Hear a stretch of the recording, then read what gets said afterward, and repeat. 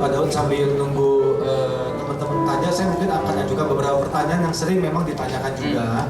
Jadi pertanyaan pertama, saya kenal satu orang, papanya hamba Tuhan dan memang bergerak di pelayanan pelepasan dan usir-usir setan juga. Nah uniknya adalah di rumah tersebut itu berapa kali ada setannya Pak, anggota keluarga lihat. Nah sama hamba Tuhan ini, papanya sendiri itu sudah didoakan berkali-kali dengan berbagai cara. Permasalahannya adalah setan itu ganggu tidak, tapi pergi juga tidak. Padahal kalau papanya ini melayani, mendoakan rumah-rumah yang lain, ya kebanyakan pergi bersih gitu ya setannya. Nah tapi di rumahnya sendiri itu memang tidak pergi. Itu apakah bisa dijelaskan kenapa? Oke, gini. Pengalaman saya selama saya bertobat sampai saat ini, setannya diusir pasti pergi. Nah, ada setan-setan tertentu yang bandel, yang pangkatnya tinggi, pangkatnya jenderal. Nah, itu harus dengan darah Yesus.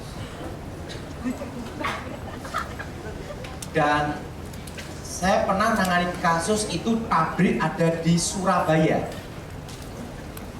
Itu dulunya tempat pembantaian, jadi orang-orang PKI dibunuh di satu lubang. Dan di tempat itu saudara, itu tidak bisa ditanamin pohon apapun. Sama orang Kristen, pengusahanya dibangun pabrik. Itu mesinnya bisa jalan sendiri-sendiri. Nah karena dia orang Kristen, dipanggillah pendeta. Pendeta datang, setannya keluar. Pendeta keluar, setannya datang. Itu kejadian di Surabaya. Nah, sampai pendeta-pendeta bagaimana cara ngusir setannya? Diambil keputusan, dibikin persekutuan malam hari Jumat atau malam Jumat. Bener tidak? Waktu persekutuan setannya keluar. Habis persekutuan setannya datang. Wah, akhirnya bingung, nggak mungkin kita nyanyi terus 24 jam. Nah, setelah itu rapat, saya dipanggil. Nah, waktu itu saudara, mereka ngomong, kita usir semua dalam nama Yesus. Saya kasih ayatnya ini. Harus dengan apa? Darah Yesus. Di tempat kejadian orang dibunuh itu, zaman PKI itu, yang mati itu ratusan. Bunuh satu lubang. Digorok, setelah itu mayatnya dibuang di tempat lain. Itu saya doakan dengan darah Yesus, hancurkan segala roh maut, segala kutuk maut. Itu kalau rasukan, semua karyawan rasukan. Itu pabrik jalannya 24 jam, itu malam tidak bisa jalan. Satpamnya suruh jaga di dalam pabrik, lebih baik dipecat daripada jaga. Karena itu mesin bisa jalan sendiri. Akhirnya didoain dengan apa? Darah, terus dengan darah Yesus. Baru setannya keluar, dan sampai sekarang aman, tidak balik lagi. Memang ada kasus tertentu harus dengan darah Yesus, terutama tempat pembunuhan atau pembantaian massal. Oke, dua pertanyaan Pak berkaitan dengan kenapa rumah yang pernah ada kasus bunuh diri di dalamnya itu auranya nggak enak. Maksudnya siapapun yang masuk ke rumah tersebut bisa tahu ada satu, mungkin nggak tahu kasus yang bunuh diri, tapi ada sesuatu berbeda. Kedua, berkaitan dengan rumah kosong. Kenapa tidak semua rumah kosong itu ada setannya? Tapi juga ada rumah yang lama kosong, ada setannya. Oke. Ya. Bagaimana mengatasinya? Kalau tempat kejadian rumah yang ada auranya, kuasa gelapnya, pasti ada sejarah penderitaannya. Ingat, sebabnya apa? Darah yang menuntut. Nah, setan ada di situ, yang disebut kutuk adalah kata-kata mengikatnya itu. Penderitaan, kehancuran, sakit penyakit. Makanya ingat, darah yang menetes, kutukan darah yang menuntut. Nah, tempat yang darah menuntut itu harus diusir dengan nama Yesus, dengan disucikan dengan darah Yesus. Nah, rumah yang kosong, kalau saudara supaya tidak ada setannya, itu mudah. Doakan pakai minyak urapan. Nah, minyak urapan yang didoakan oleh pendeta, hamba Tuhan, atau sudah doa sendiri juga bisa. Tapi penting dengan apa? Iman. Karena kita ada imamat raja. Kita doa, darah Yesus sucikan minyak ini, berkati minyak ini di benteng yang kudus demi nama Yesus. Olesin setiap itu. itu nanti walaupun ditinggal puluhan tahun tidak ada setan, karena ada benteng itu. Jelas? Maka dalam pengusiran setan setelah diusir harus ada kasih tanda. Jelas? Nah, kenapa rumah kosong tiba-tiba ada setannya? Ini karena illegal logging. Dulu setan banyak di pohon-pohon. Pohonnya kalah sama illegal logging, ditebang. Setannya kepanasan, cari tempat ngungsi. Nah itu kalau yang kasus yang setan masuk ke rumah kosong ngungsi itu adalah itu mudah. Dalam nama Yesus setan keluar, pasti keluar. Tapi kalau yang pembunuhan harus dengan apa? Dengan iman. Oke, katanya.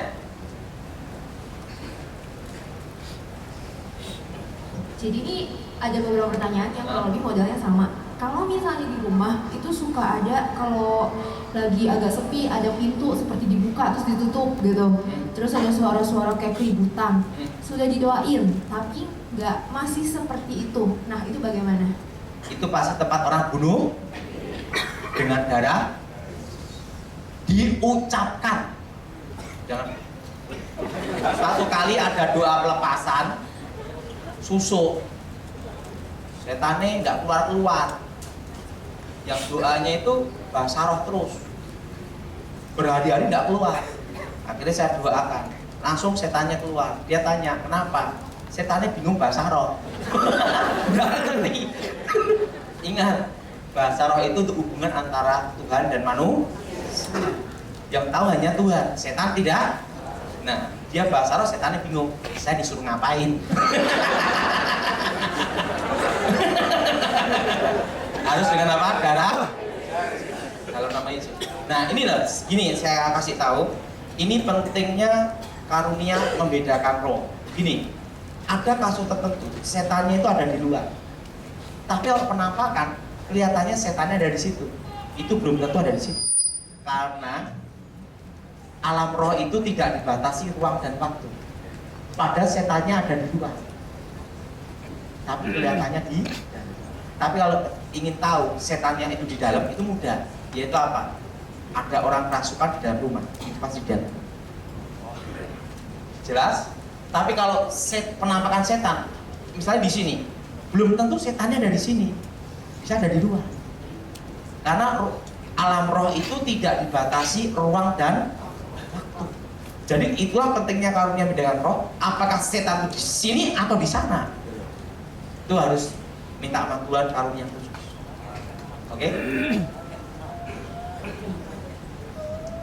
Selanjutnya, bagaimana apabila belakangan itu suka mimpi terus-terusan bertemu dengan saudara yang sudah meninggal karena sakit? Oke. Itu berarti ada namanya ikatan kutub alam kubur. Kalau saudara sering mimpi ketemu orang-orang yang sudah mati, itu ada hubungan ikatan kutub dengan alam kubur.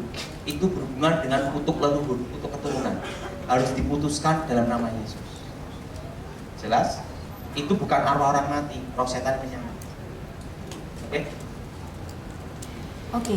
Nah, ada seorang nanya bagaimana cara melepaskan perjanjian dengan setan. Karena saya pernah berjanji kalau dagangan saya laris, saya mau menyerahkan nyawa saya ke setan. Oke. Ini paling radikal. Ini nanti datang kebaktian yang kedua. Karena kebaktian kedua, saya dapat hikmat Tuhan untuk bahas tentang kutukan.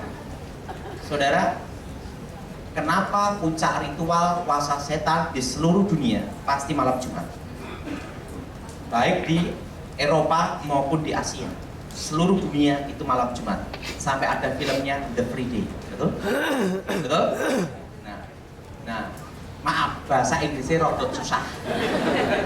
DSO. Nah, semua ritual puasa gelap puncaknya selalu malam Jumat. Kenapa tidak malam Minggu? Malam Minggu tempat orang pacaran. Jadi nanti kebaktian keberapa? Kedua. Oke, saya seorang kontraktor, sering dalam membuat sebuah proyek baru. itu kan biasa ada penunggunya. Bagaimana cara mengetahui bahwa yang mau dibangun itu ada penunggunya dan diusir supaya pekerja saya dan penghuni nanti nggak punya masalah? Sebelum dibangun didoakan dulu. Makanya kalau makan perlu berdoa. Jelas? Ya. Ini saya mau tanya, ada anak berumur 8 tahun, anak ini bisa melihat setan dan di rumahnya itu dihuni beberapa setan. Dan anak ini kalau marah itu tidak semestinya. Oke, udah jelas, ngerti itu. Sejak lahir melihat setan itu bukan karunia, itu kutukan. Itu kalau kakek neneknya terlibat setan, maka generasi kedua atau ketiga akan ada namanya kasus titisan. Dari roh jahat, roh setan atau jimat dari kakek neneknya akan masuk ke keturunan yang wajahnya mirip. Masuk sejak lahir. Cirinya ada, yaitu sejak kecil dia bisa lihat setan. Untuk merasakan adanya setan, semua manusia dan binatang bisa merasakan. Misalnya anjing, ada setan lewat, bukannya saya mirip dia. Ada setan lewat, betul? Kita, siapapun ada tempat yang ada setannya, perasaan kita tidak enak, betul? Nah, tetapi tidak semua manusia bisa lihat setan. Nah, kalau sejak kecil dia lihat setan, itu bukan karunia Tuhan, itu kutukan. Kakek neneknya terlibat kuasa setan. Nah, cirinya ada, dia sering lihat dan bisa komunikasi. Kalau dia mau lihat langsung lihat. Beda dengan karunia Roh Kudus yang dari Tuhan, didapat setelah bertobat. Itu pun tidak bisa digunakan setiap saat sesukanya dia, tidak bisa. Kalau Tuhan kendaki baru lihat, kalau Tuhan tidak kendaki tidak lihat. Jelas? Kalau yang kutukan ini sejak dari Allah. Nah, wajah saya tuh tidak mirip papa saya dan tidak mirip mama saya dan tidak mirip tetangga. Wajah saya tuh mirip dengan kakek saya buyut, guru saya. Waktu saya kecil dikira itu karunia dari Yang Maha Kuasa. Karena sejak kecil saya konsentrasi benda-benda saya terangkat. Korek api, cep, langsung terangkat. Ini, gitu, terangkat. Nah, dikira sama orang tua saya itu adalah karunia dari Yang Maha Kuasa. Tapi orang tua saya terkena kutukannya. 8 kali kaya, 8 kali miskin, 8 kali penjara. 8 penjara. Kutukannya. Saya lahir di hari keramat, Stupain 99. Tahun 99 Stupain. Kota keramat Jawa. Nah, sejak waktu saya ketemu guru saya, kakek buyut saya, dia beritahu itu ada dasar ilmu santet. Ilmu santet itu masukkan dalam tubuh, kan dari kekuatan sini masuk. Nah, setelah saya bertobat hilang. Ini tidak bisa. Nah, itu jadi kalau sejak kecil lihat setan itu bukan karunia. Itu adalah kutuk keturunan yang harus diputuskan. Dan cara untuk menghilangkannya dalam nama Yesus. Dan yang kedua, jangan dihiraukan. Setan itu punya kelemahan. Apa kelemahannya? Jangan dihiraukan, cuekin itu.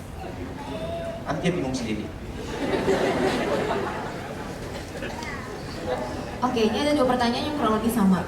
Jadi di rumah itu dulu rumah tua, jadi papahnya itu mengambil batu nisan orang tuanya lagi untuk ditanam di halaman rumah. Wah, kurang kerjaan. Nah, terus yang kedua itu toko, dibeli toko, ternyata itu waktu dilihat di halaman depannya itu ditanam sebuah kain putih yang di dalamnya itu ada pasir kasar. Nah, kalau misalnya 2 barang itu diambil, apakah dengan otomatis kuasa gelap langsung pergi atau bagaimana? Gini ya, kadang orang tuh salah berpikir. Misalnya dia punya susu, dia makan pantangannya diusap daun kelor atau diusap namanya itu sepet kelapa. Setelah makan pantangannya dikira setannya keluar. Tidak, setannya tidak keluar. Tetap dalam tubuh, kekuatan tidak berfungsi, kutukan berjalan. Kadang orang berpikir dia punya jimat dibuang. Begitu jimatnya dibuang, dia berpikir kutukannya lepas. Tidak semudah itu. itu hanya posisi kekuatan tidak berfungsi. Kutukan tetap berjalan, kekuatan tidak berfungsi, rojat tetap di situ. Itu disebut namanya posisi netral, tidak berfungsi. Nah, seperti gini, orang mengalami susah mati, punya jimat banyak, mati ndak, hidup ndak, dimandiin daun kelor, mati dengan tenang. Apakah setannya keluar? Tidak. Setannya tetap dalam tubuh, kekuatan tidak berfungsi, kutukan berjalan. Jelas? Ingat saudara, kenapa netralin ilmu gaib selalu pakai daun kelor? Saya jelasin. Semua unsur ilmu gaib itu pada waktu, saya semua, pada waktu diketemukan, satu unsur alam yang berlawanan tapi sejenis. Segala mantra, segala jimat, kekuatan gaib tidak berfungsi. Orang ditembak tidak apa-apa, dibaca tidak apa-apa, dibom tidak apa-apa, mudah. Yang satu unsur dengan udara tapi berlawanan itu apa? Air. Sekebal apapun tenggelamkan dalam air, satu malam pasti mati. Tidak percaya, coba aja. Kenapa? Ingat, udara ada oksigen, di air ada oksigen. Kekuatan tidak berfungsi, namanya takluk dengan hukum alam. Jelas? Makanya orang kalau punya ilmu kebal, ditembak tidak apa-apa, baca tidak apa-apa, dibom tidak mempan, mudah. Berarti apa? Tameng baja. Ini semua tameng baja. Yang satu unsur dengan logam biasa tapi berlawanan itu apa? Logam mulia. Tembak peluru terbuat dari emas, jebol pasti mati. Apakah setannya keluar? Tidak. Setan tetap dalam tubuh, kutukan berjalan. Hanya kekuatan tidak berfungsi. Ingat, yang bisa mengusir setan dan batalkan kutukan hanya nama Yesus. Jadi saudara jangan berpikir, kenapa daun kelor? Lawan dari kehidupan adalah kematian. Betul? Namanya kelor itu artinya pohon kematian. Makanya orang punya ilmu kebal, mati susah, dimandiin daun kelor, mati dengan tenang. Tapi ingat, setan tetap dalam tubuh, kutukan tetap berjalan. Itu hanya posisi tidak berfungsi. Nah, jadi ingat, yang bisa batalkan kutukan dan mengusir setan hanya nama Yesus Kristus. Jelas? Jelas? Orang punya ilmu kebal, tembak ada apa, baca ada apa, mudah. Daging bukan tanah, tanah bukan daging, tapi daging berdiri dari tanah. Satu unsur berlawanan. Senjata tanpa tanah, cep, tembus, dor, pasti mati. Kalau di tanah ditusuk, tidak mempan, mudah sudah. Berarti bayangan, bayangan bukan dia, dia bukan bayangan. Satu unsur belah, senjata tancapkan ke bayangannya, cep, tusuk orangnya, cep, pasti mati. Yang punya ilmu kebal percuma, setelah bertobat tak bocorin polisi. Saya kerjaannya, saya mau pelayanan keliling-keliling kan, ikut Pak Gilbert. Saya kira tuh ikut Pak Gilbert tuh ringan, nggak taunya lebih berat. Nggak taunya apa, saya selalu jadi kelinci percobaannya dia. Jadi Daud, KKR, Kupang, hari pertama kamu. Setannya kan banyak. Saya suruh perang lawan setannya dulu. Nah, setelah itu malamnya dia telepon, Daud udah aman belum? Sudah, bos datang. Nah, dan saya setiap, jadi saya ini KKR terus sama Pak Gilbert di seluruh Indonesia, tapi selalu hari pertama. Nah, Pak Gilbert ngomong, itu gunanya kawan. Oke. Nah, kalau misalnya ada rumah, ada penunggunya atau ada setannya atau ada orang kesurupan, didoain bisa sembuh atau itu rumahnya bisa jalan, itu kenapa? Oke, sekarang saya jelasin. Dalam dunia perdukunan itu ada dua teknik rahasia. Ingat, di Alkitab berkata, Yesus berkata, setan tidak mengusir setan. Kalau setan mengusir setan, pecahlah kerajaan setan, hancurlah kerajaan setan. Itu memang benar. Di dalam dunia perdukunan ada dua teknik rahasia. Teknik yang pertama yang disebut namanya antar pangkat. Apa saudara? Nah, saya minta untuk contoh. Bapak ini ke sini. Ini ke sini. Harus ada contoh sebab.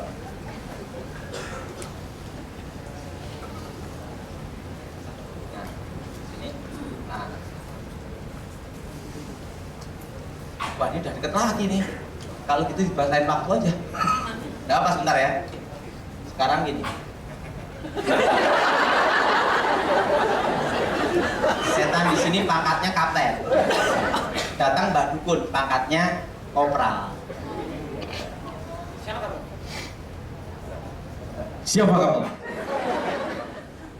Kapten. Dia kerasukan sendiri. Maka ada kasus dukunnya kerasukan sendiri. Karena pangkatnya lebih rendah. Ini. Nah, datang lagi. Silakan dulu. Datang lagi dukun yang kedua. Sini. Pangkatnya jenderal. Siapa kamu? Kapten. Jenderal. Nah, langsung tunduk. Kenapa tunduk? Pangkatnya lebih rendah. Setan tetap dalam tubuh, kekuatan tidak berfungsi. Ingat ya. Dia tidak keras. Jelas? Nah, lagi. Tetapi sebagai seorang dukun pasti akan dilatih teknik rahasia yang kedua untuk jaga-jaga kalau kalah pangkat. Kalau kalah pangkat, gunakan rahasia teknik yang kedua. Nah, teknik kedua ini dulu sangat dirahasiakan karena ini adalah ilmu pamungkas. Nah, setelah saya bertobat baru tak bocorin. Orang kerasukan itu sama dengan orang pingsan. Nah, tadi seorang dukun ambil air putih sama garam, semprotkan, bus ke hidungnya. Ingat, orang pingsan kalau hidungnya kena air kembali ke tingkat kesal, dia sadar tanpa dimatrai. Jelas? Jelas? Atau dikasih air dimasukkan, keselak, sadar ya. Nah, coba semua pegang bagian sini. Orang kerasukan pegang bagian sini 1 jam diginiin dua-duanya pasti sadar. Makanya orang kerasukan kena tukang pijet sadar. Nah, atau bagian sini, coba tolong sini. Orang kerasukan pegang bagian sini dua-duanya sadar. Atau jempol kaki langsung ke otak sadar. Atau bagian sini. Makanya seorang dukun itu dilengkapi keahlian pijet. Jelas? Itu. Jadi ingat, setan tidak usir. Yang dilakukan para dukun itu bukan untuk mengusir setan, tapi mengembalikan tingkat kesadaran. Jelas? Mengusir setan itu hanya di dalam nama Tuhan. Oke? Ada? Ada lagi. Jadi jadi kalau dimimpiin sama orang yang sudah meninggal, terus orang meninggalnya itu ngomong sesuatu yang kira-kira akan terjadi. Nah, itu gimana caranya buat ya kita harus percaya atau gimana gitu? Jangan dipercayai. Itu coba nanti lain waktu saya bahas tentang dunia orang mati. Kenapa orang manggil orang mati? Tuh. Nah, itu ada alasannya kenapa orang manggil orang mati. Orang yang memanggil orang mati itu akan terkena bukan namanya kutuk alam kubur. Makanya namanya disebut menggugat arwah. Maka negara kita Indonesia ini sebenarnya terkena kutuk alam kubur. Yaitu apa? Malapetaka, kemiskinan, perceraian, kehancuran. Ingat saudara, suatu daerah tempat untuk manggil arwah orang mati pasti ada kutuk alam kubur. Ingat Papua, emas, gunung emas ada, berlian, apapun intan di Indonesia ada, betul? Tapi Indonesia menjadi negara termiskin di dunia nomor berapa, betul? Karena banyak pemimpinnya yang minta ke kuburan petunjuk arwah. Itu namanya kutuk alam kubur. Ingat saudara, orang minta orang mati itu tidak boleh. Itu ada kutukannya. Untuk kakeknya, kek, cucu minta pandai ya kek. Gimana ngasih pandai, kakek JSD tidak lulus. Ingat, manggil orang mati itu ada kutukannya. Minta orang mati itu ada kutukannya. Pak, bolehkah kita doain orang mati? Tidak boleh, kurang kerjaan. Tidak ada gunanya. Jelas? Doain orang hidup aja. Oke? Oke, terakhir. Apakah doa pengusiran setan itu bisa dilakukan dari jarak jauh? Misalnya via telepon? Bisa. doa tidak dibatasi ruang dan saya beritahu pada saudara, setan bisa pakai handphone, pakai namanya kekuatan hipnotis. Betul? Betul? Tuhan lebih hebat, tidak dibatasi ruang dan maha hadir. Jelas? Jelas? Saya beritahu, kunci untuk mengusir setan sebenarnya simpel, hanya satu dasarnya, percaya. Ingat, mujizat kesembuhan dengan pengusiran setan itu beda. Mujizat kesembuhan bisa karena iman yang mendoakan. Amin. Misalnya orang lumpuh, itu ada iman yang bawa menggotong sampai jebol atap, betul? Yesus melihat iman mereka, orang lumpuh berjalan. Amin. Tapi lihat anak-anak sekewa waktu musir setan. Paulus, aku tahu, Yesus aku kenal, siapa kamu? Betul? Kalau mengusir setan harus dari iman pribadi. Amin. Kalau mujizat kesembuhan bisa iman dari diri orang yang didoakan, bisa dari doa yang iman yang mendoakan. Amin. Tapi kalau untuk pengusiran setan dari imannya dia. Amin. Amin. Karena kasus pengusiran setan itu ini roh, bukan penyakit. Jelas? Jelas? Makanya sebelum pengusiran setan harus punya iman yang betul-betul iman yang hidup. Kalau kesembuhan ilahi, iman yang mendoakan bisa, betul? Atau iman yang didoakan, iman dia sendiri bisa. Tapi khusus pengusiran setan harus dari iman lahir dari dirinya. Oke, sudah cukup. Mari kita berdoa.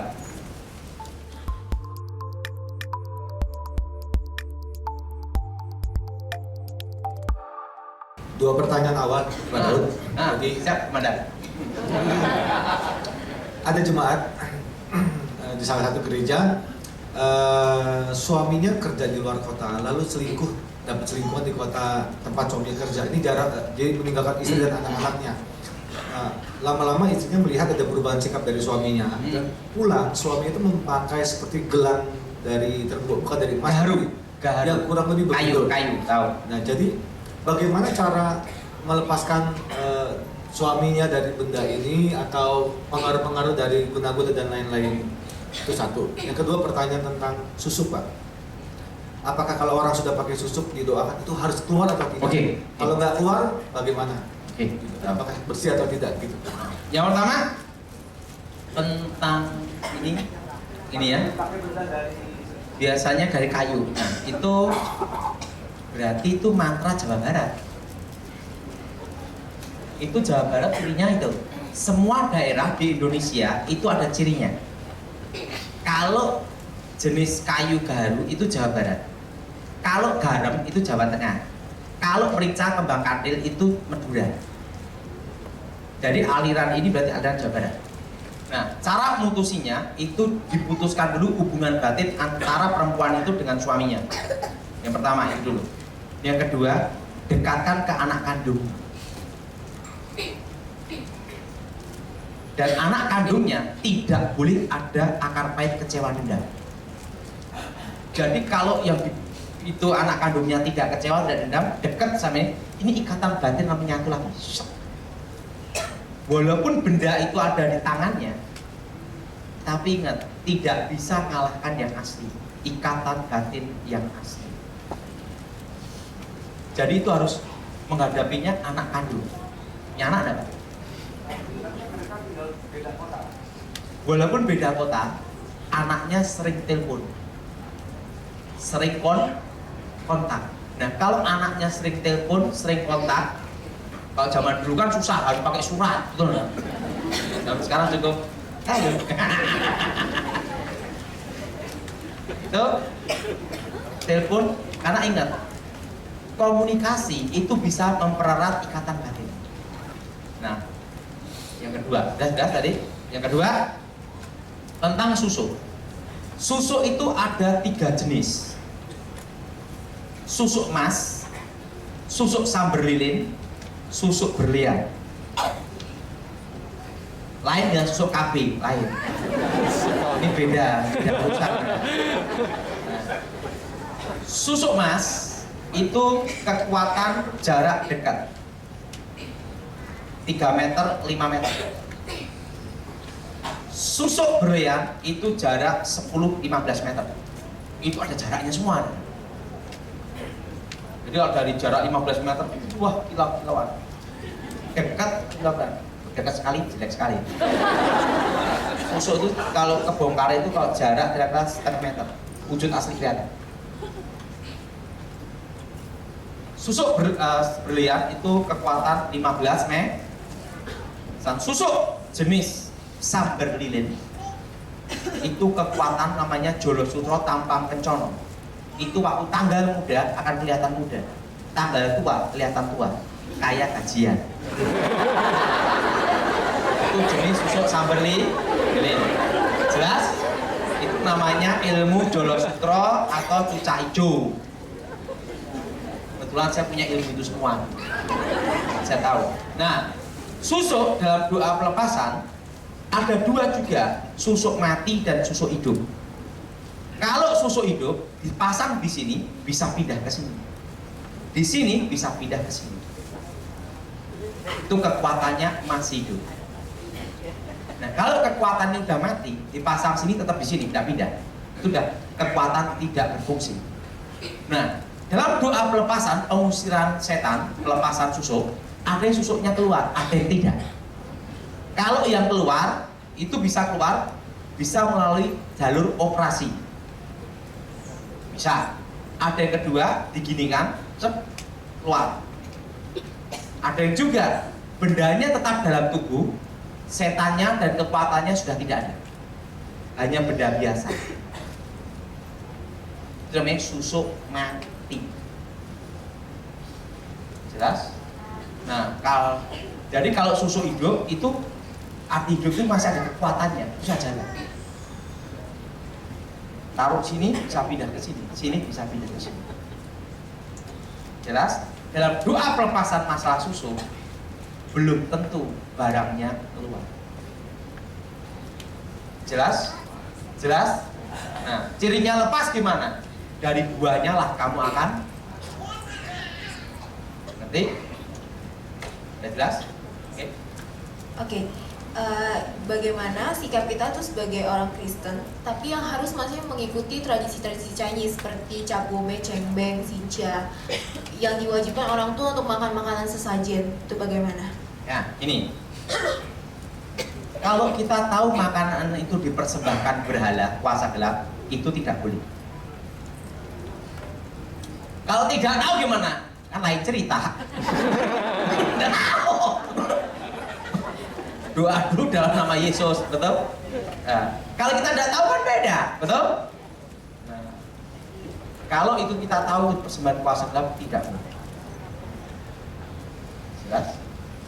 Ingat, boleh tidak kita orang Kristen ziarah di kuburan? Boleh. Yang tidak boleh meminta dan mendoakan. Kalau hanya bersih-bersih, tabur bunga. Pak, kalau tidak nabur bunga gimana? Bagus, lebih ngirit.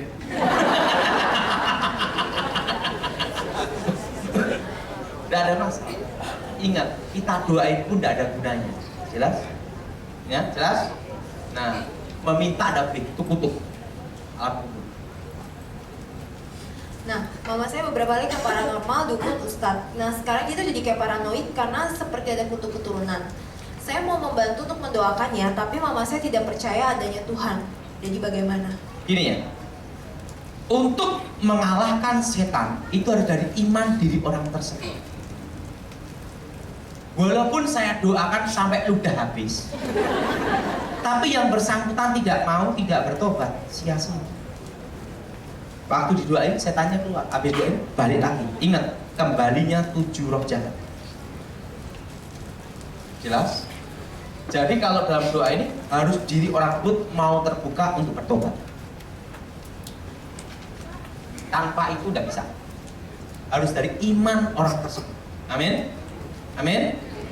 Ingat, doa kesembuhan bisa iman yang mendoakan atau iman yang bersangkutan. Betul. Amin. Tapi khusus untuk pengusiran setan harus dari iman diri orang tersebut. Oke. Sekarang marak meditasi kesehatan yang berupa olah nafas dan relaksasi tanpa melibatkan agama. Meditasi. Meditasi, ada yang meditasi yang disebut namanya duduk diam di bawah kaki Tuhan, itu ada. Tapi itu pikiran tidak kosong, merenungkan firman Tuhan dan tidak ada penyatuan alam. Ingat, bersahabat dengan alam dengan menyatu dengan alam itu beda. Bersahabat dengan alam, kita nanam pohon, itu bersahabat dengan alam. Supaya apa? Tidak banjir. Beda dengan menyatu dengan alam lain. Penguasa dunia ini sementara waktu seizin Tuhan adalah setan. Kalau menyatu dengan alam, menyatu dengan apa? Setan. Menyatu dengan inti bumi, berarti menyatu dengan dunia arwah orang mati. Ingat, nanti lain waktu baru saya bahas tentang meditasi. Bahwa meditasi itu ada beberapa meditasi. Ginilah, saya kasih tahu, jadi orang Kristen nggak usah neko-neko dah. Udah percaya Yesus, aku ke gereja, makan, tidur, doa, kerja, pulang, selesai. Nggak usah neko-neko lah. Yoga itu kuasa gelap penyembahan yang dikembangkan jurus atau teknik untuk olahraga, itu penyembahan setan. Walaupun di tempat bisnis atau di alam gaib pun juga sama aja. Itu adalah gini ya, mantra itu ada dua, mantra terucap dan mantra tidak terucap. Itu ada sandinya. Nah, kalau jenis itu sandinya adalah penyembahan ke dewa. Itu tidak boleh, apapun alasannya tidak boleh. Jelas? Jelas?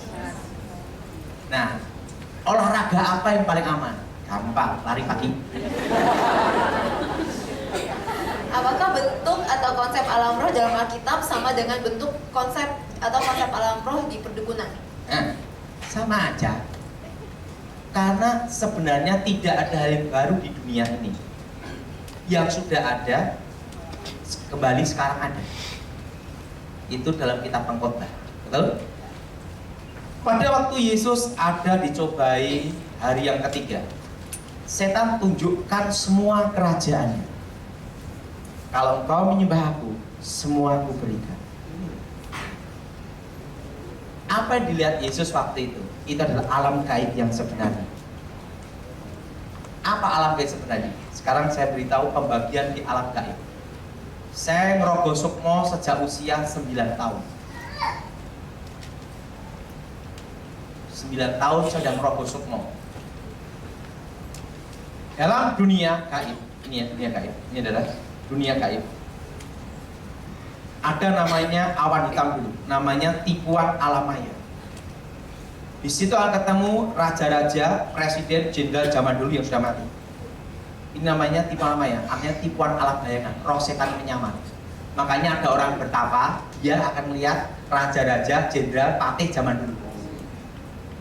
Nah, setelah itu baru ada namanya alam gaib yang sebenarnya. Shush! Itu kayak lautan kaca. Seluruh dunia bisa dilihat di sini. Nah, itu yang dilihat Yesus, lautan kaca ini. Nah, dukun kalau mau nangkep penjahat itu pakai ilmu gaib ini, lihat di lautan kaca ini. Set! Pencurinya siapa, penjahat lainnya ketangkap semua itu. Tapi dukunnya sendiri kehilangan mobil, lapor polisi. Kenapa? Karena kutukan orang yang pakai jasa ilmu terawang untuk melihat di lautan kaca itu, kutukannya bangkrut, miskin, sial seumur hidup. Makanya dukun tidak mau sial.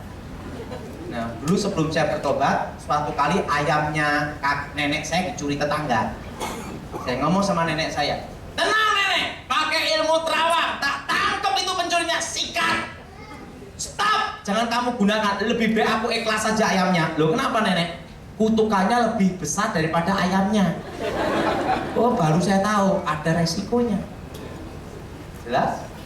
Nah, itu lautan kaca. Itu dilihat Yesus itu dalam hari ketiga itu. Kalau engkau menyembah aku, itu yang menunjukkan kan setan sendiri. Setan menunjukkan di depan itu alam gaib yang sebenarnya.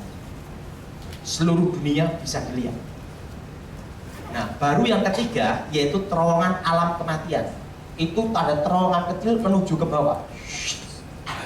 Itulah dunia arwah orang mati. Waktu saya mau masuk ke situ, guru saya berkata, stop, berhenti sampai di sini. Kenapa? Kalau kamu masuk ke situ, kamu tidak bisa kembali ke dunia orang hidup. Karena di situ ada yang memegang kuncinya, yaitu takdir, hukum kodrat alam. Jadi makanya ada orang bertapa keterusan mati karena tersesat masuk situ, tidak balik. Yang arwah orang mati di situ tidak bisa ke orang hidup, dan orang hidup tidak bisa masuk ke situ, terpisah. Maka Alkitab berkata jurang pemisah. Jelas? Nah, Pak Daud pernah masuk ke situ enggak? Kalau saya masuk hari ini enggak khotbah. Oke. Kalau dalam sebuah keluarga, suaminya itu percaya tentang perdukunan, tetapi istri percaya Tuhan Yesus, apakah kutuknya itu akan tetap berjalan? Gini, kutuk itu kalau mereka tidak percaya Yesus, kutukan berjalan. Tapi kalau satu anak itu percaya Yesus, bertobat lahir baru, kutukannya itu tidak berlaku. Ingat, masalah kutuk ini adalah imanmu yang menyelamatkan. Jelas? Oke? Lagi? Ini jam berapa ya? Oke? Mengapa perasaan saya ke suami itu dingin? Apakah mungkin istri pertama suami saya yang sudah dicerai? Karena suami saya tahu mantan istri yang pertama itu suka berdukun. Bagaimana caranya agar rumah tangga saya itu tidak ada pengaruh guna-guna? Karena sampai sekarang suami saya itu belum bertobat.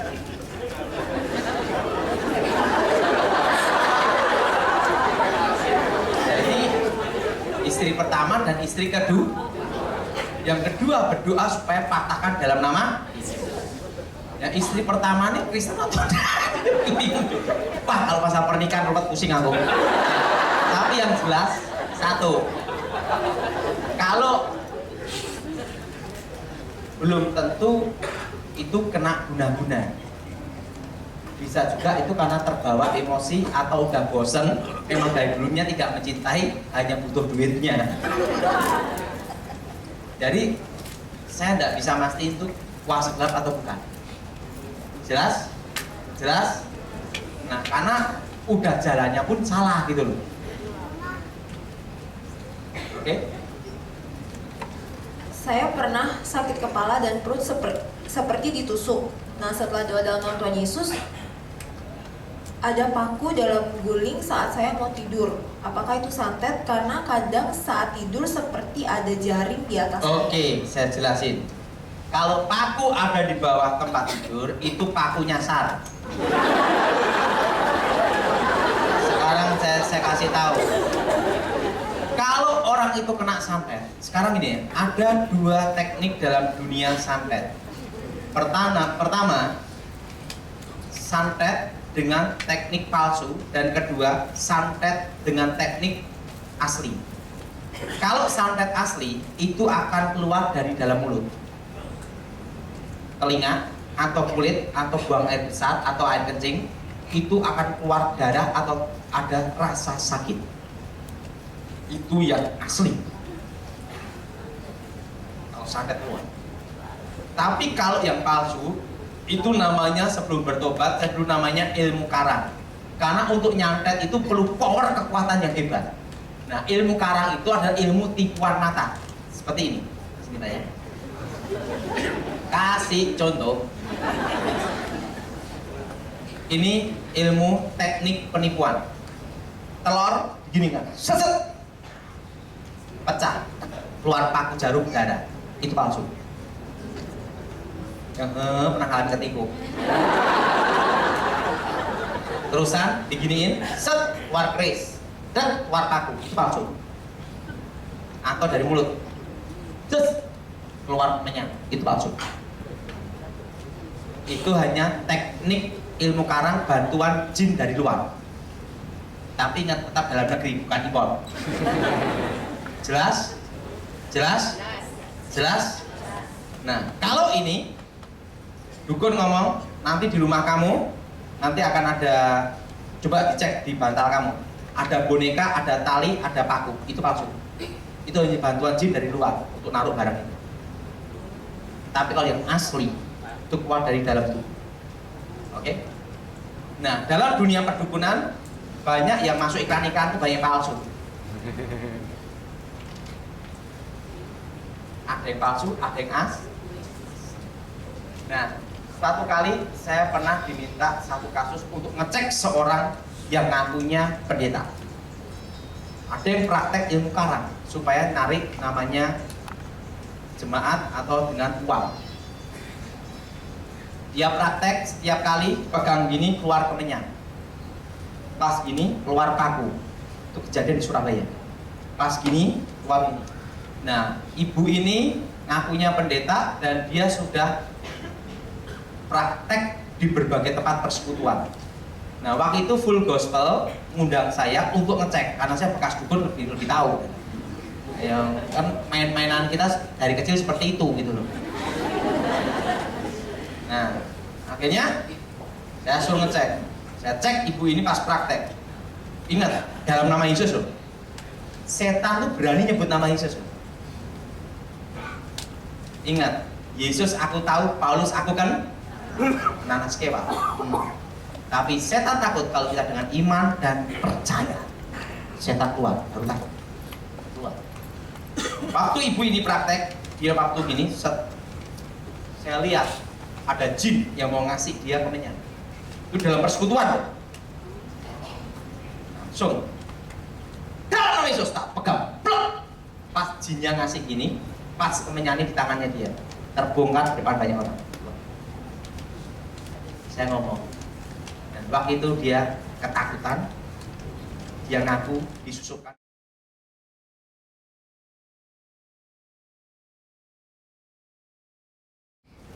Langsung saya pandang gini, Bu, jangan berbuat seperti itu. Ini kalau saya belum bertobat, Ibu jadi korban yang berikutnya. Maksudnya sama TNI. Langsung ketahuan, buang. Makanya jadi orang Kristen jangan neko-neko, jangan cari macam-macam, cari sensasi apa nggak usah.